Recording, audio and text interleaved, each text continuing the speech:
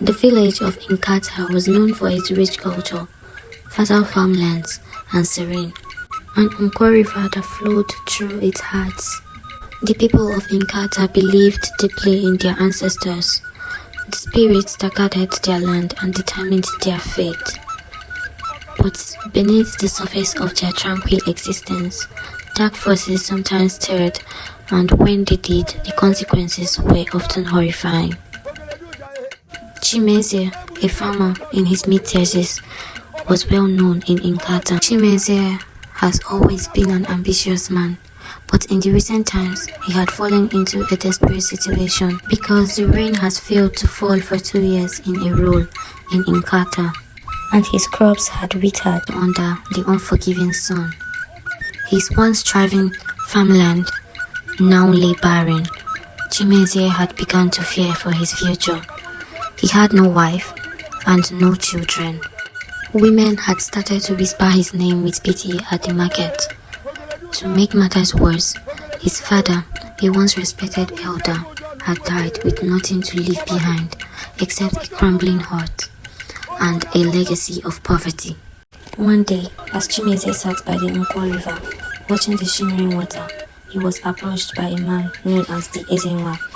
Ezenwa was a herbalist, but the villagers whispered that he was much more than that. They said he dealt with dark powers, that he could summon spirits and speak with the dead. Many feared him, though some secretly sought his help when the normal ways of life failed them. Ezenwa looked at Chimezie with piercing eyes, his face expressionless. "I know your heart," he said, his voice low and gravely. "You want more than this village life can give. You want wealth, power, and respect." Then he added, "I can give you all these things, but the price will be great." Chimezie's heart raced as Ezenwa's words sank in.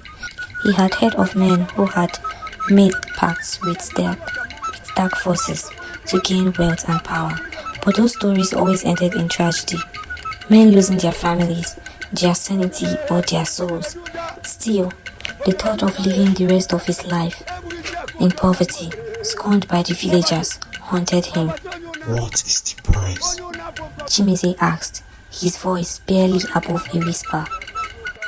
Ezenwa's lips curled into a smile.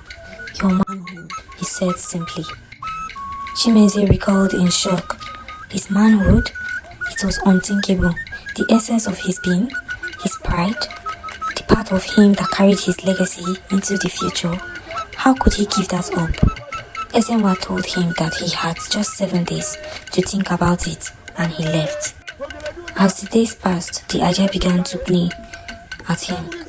He had no prospects for marriage, no children to carry on his name.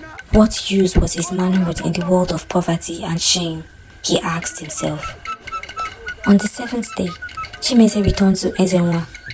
"I will do it," he said, his voice shaking with fear and resolve. Ezenwa led Chimezie deep into the forest, to a place where the trees grew thick and the air was very heavy with the scent of ancient spirits. There, beneath a twisted tree, Ezenwa performed the ritual. He called upon the gods of the underworld, the dark spirit that lurked in the shadows of existence.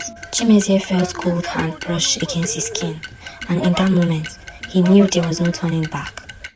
When the ritual was complete, Chimezie stumbled back into the village. If you have stayed to this point, please subscribe to my YouTube channel. Don't forget to hit the like button and drop a comment. Dazed and disoriented, but within this, his life began to change. Gold coins mysteriously appeared in his hut. His barren land became fertile, yielding bountiful harvest. He built a grand house in the center of the village, and soon everyone in Nkata began to treat him with respect and fear. They called him Odogo, a great man. But as his wealth grew, so did the darkness around him. Strange things began to happen at night. Chimezie could hear whispers in the wind calling his name. Shadow danced at the edge of his vision, and he began to feel a gnawing emptiness inside him. He became distant, refusing to marry or even interact with women. much to the confusion of the villagers. One night, as the villagers slept, a terrible scream echoed through the hills. The next morning, the body of a young woman was found close to Chimezie's house, her skin pale and her eyes wide open, frozen in terror. The villagers whispered that it was a bad omen, that the gods were angry. More bodies began to appear, each one drained of life with no sign of injury. The village priest, an old man named Nze, grew suspicious of Chimezie. He knew the signs of dark magic when he saw them. One evening, Nze gathered the elders and led them to Chimezie's house.